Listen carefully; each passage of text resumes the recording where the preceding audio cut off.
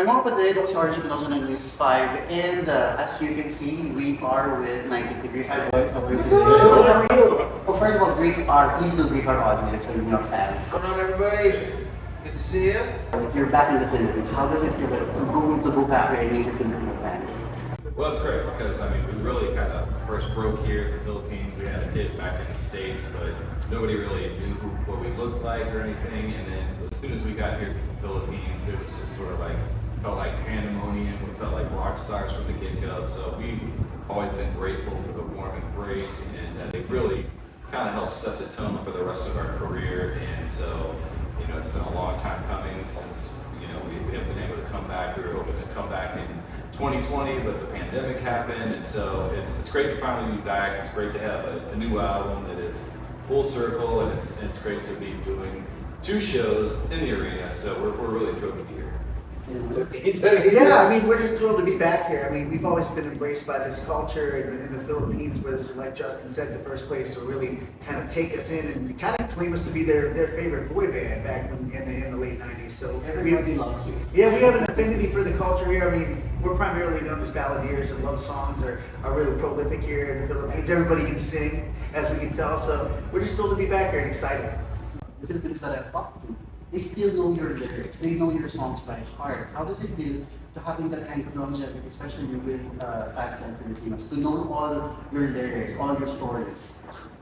Well, should I take this? Yeah, sure. It's okay. Well, I think it's the most flattering thing you can have as a group is for your music to be a part of people's lives, and certainly I Do has been one of our biggest songs here in the Philippines and a part of people's weddings and the most special moments in their lives, and so I think that's we really truly feel that as a group that our music is a part of the fabric of people here, and it feels so good to go back and be a part of that again after 20 years. So yeah, I think that's the biggest thing, right? If your music has longevity and stands the test of time, that's what's more flattering than that. What's a bigger honor than that.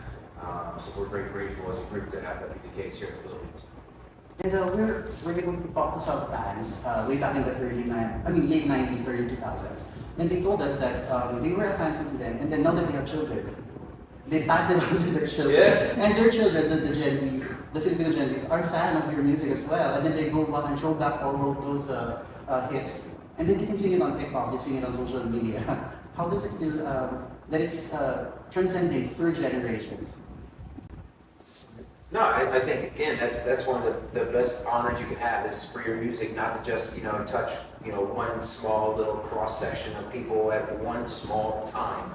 For your music to be able to be appreciated by generations. I mean, you look at the artists that have inspired us. That's what their music is. Whether it's Boyz II Men, whether it's Stevie Wonder, whether it's Whitney Houston, whoever it is. They have longevity because they have these timeless songs. And it doesn't matter whether you're alive then or you're, a grandparent or a little kid, you can appreciate those great songs. And so for us, the fact that our music is being put kind of in that same category, that same realm as the people that we admire and respect, that is again very, very flattering.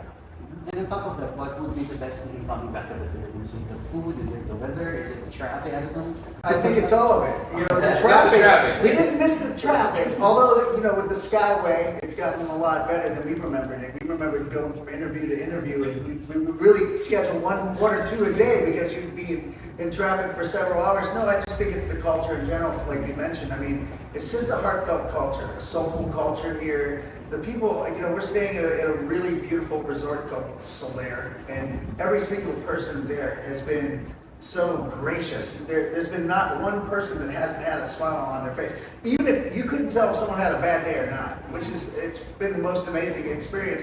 And the same goes for every time we've been, the 3 or 4 times we've been here, every place we've gone, no matter how big the station or what the venue has been, a restaurant, whatever, everybody's kind of embraced us and been so excited to see us. And really, we're excited about this album and the opportunity that we have, having had this record out now and us been around for 30 years. That's exciting, but you kind of get energized when you see a culture halfway around the world that every single person that you see knows who you are and is inspired and talks about how they love your music. It really kind of gives you, it puts things in perspective for you. And speaking of the new music and the new album, please do give us hints or something that we can tease to the audience about the music that you're going to enjoy.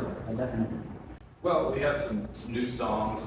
One of my personal favorites is called Stranger Things, and it's kind of a nod to the TV show's theme song, and also I think the old keyboard sounds from the 80s. And there's also some great collaborations that we're really proud of. We got to work with Katrina Velarde and Janine Teñoso. And so we have a new version of I Do, where Katrina is a duet, which is something new. It gives it a little bit different energy. And then of course we re-recorded 5 of our biggest hits, and so we now own the masters. We own control of them, and so we can decide, how we want to use them and when we want to use them, if we don't want to use them. And so that feels empowering for us. And back when the old record deals, nobody thought of streaming, and so it's really put us in a better position to be in control of our music. We wish to have those in vinyl. Yeah, well, it's also a new thing too. Vinyl is back. I mean, I know back in the day, occasionally they might have a print of vinyl for the DJs, but I mean, even we didn't really have vinyl. So like CDs and vinyl coming back is kind of a fun thing. I think people used to be more invested in the records and the artwork, and would look forward to going to the record store and buying everything and kind of looking at the lyrics, the producers, and there's a poster inside and that kind of thing. And that's really come back. So I think that's fun, for us. For a lot of our fans, our music is nostalgia, and I think being able to hold the record and look at all the artwork and everything is nostalgic as well. And one more thing that we are all looking forward is in concert. So will there be any surprises that you can tease or anything that your fans should look forward to performances?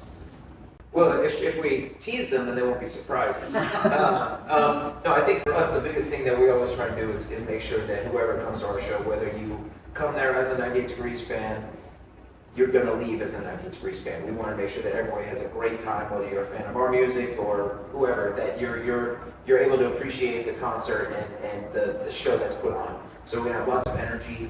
Clearly, we're going to have our hits in there because that's what we're known for. But we do have some great medleys that we put in there, some great nods to different eras of music. We might have some special guests in there. So it's gonna be a lot of fun, and hope everybody comes and joins us on the 30th and 31st for 2 nights here at the Mall of Asia Arena. And my dear friend MJ, we had an interview with her, and you mentioned that you wanted to collaborate with SP19. Is it going to be a ballad? If it ever happens in the near future, is it going to be a ballad or something to do with movement and dance? Well, we haven't written it. Well, it definitely won't have to do anything with movement and dance. Unless they do that part, and then we sing the solo part. No, look, it's something that, I had been connected with SP19 several years ago. And it was going to be a possibility. Then we ended up, collaborating with, Janine and Katrina. So that was kind of on the back burner. They'd been on tour, and then someone mentioned we may do it. And then all of a sudden, it's kind of like something that might happen. Yeah, so I think, we'll get together with them. It's sort of like blending their style with ours, which is something that always fascinates us, collaborating, evolving as musicians, while staying true to our sound. So I think, we're open to anything at this point, and hopefully we can make that collaboration come to fruition. Well, we'll send that message across to SP19. And before I let you go, please do send a message to your Filipino fans. Anything you want to tell? We just want to say thank you, honestly, for the past 25 plus years. You have embraced us, you have loved us, you have embraced our music, you have made us feel like pop stars. So thank you from the bottom of our hearts for that love and appreciation. And we cannot wait to see you at the concerts, the 30th and 31st, Mall of Asia Arena. Go to SM Tickets to get your tickets and check out Full Circle, because we guarantee if you like our old stuff, which is on there too, you're going to love the new stuff as well. And once again, it's Arjie Mendoza ng News 5. May mga kapatid.